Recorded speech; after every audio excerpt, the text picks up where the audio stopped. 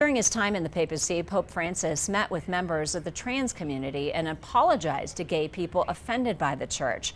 Scripps National correspondent Amber Strong takes a deeper look at the LGBTQ+ community's place inside the Catholic Church under Pope Francis.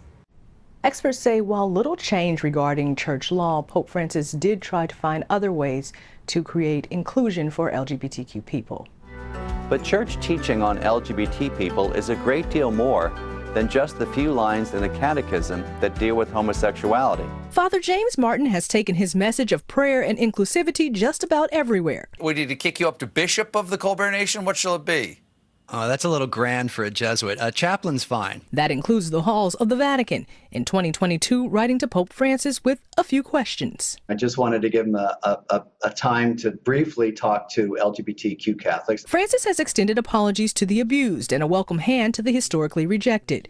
And according to Vatican News, met with transgender people near Rome. So Martin's questions weren't so random. I asked him, what would you most like to know about the church? And he said, read Acts of the Apostles, which was really interesting because there's a church that's kind of mixing it up. And then also, what would you say to an LGBTQ Catholic who felt rejected by the church? And he said very interestingly, to remember that it's not the church that rejects you, the church loves you, but it might be individual people in the church. This wasn't the first time Martin spoke with the Pope about LGBTQ people or the first time the Pope spoke about their place within the Catholic Church. In 2016, Francis agreed the church should apologize to not only gays, but other marginalized groups like the poor. He also called for parents to accept their LGBTQ children. Francis's gestures were one thing. Changing church doctrine, which teaches that the act of homosexuality is sinful, is another. What would have to happen really in a sense is for theologians working together along with church officials to come to some newer understanding of how they can accommodate older church teaching on these issues to show that the church evolves rather than dramatically changes, because the church is not going to say, oh, we were wrong. It's very rare. Instead, Francis went another direction, one met with both criticism and praise, uplifting LGBTQ Catholics while simultaneously reiterating church doctrine. Acceptance among Catholics varies across countries. For example, Pew Research data shows 65% of U.S. Catholics favor same-sex marriage, compared to only 2% of Catholics in Nigeria.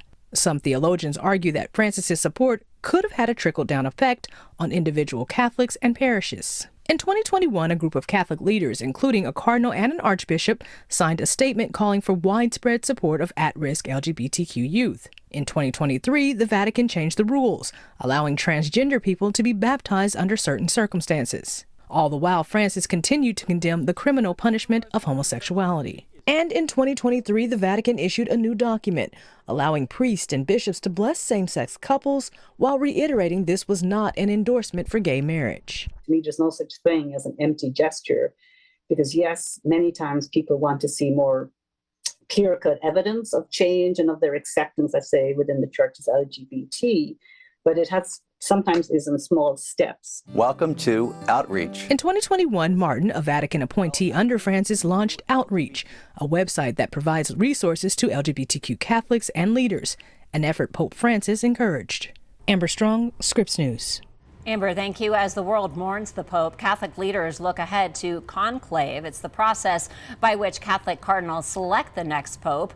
The participants are sequestered in the Sistine Chapel. They are forbidden from speaking to anyone outside the process. Rounds of voting continue until one candidate receives a 2/3 supermajority. It can take several days. The crowd waiting outside the Vatican is notified a pope has been elected when the chimney above the Sistine Chapel billows out white smoke. The new pontiff will be installed less than a week after he is elected. And of course, we'll be sure to keep you updated on that process and its outcome.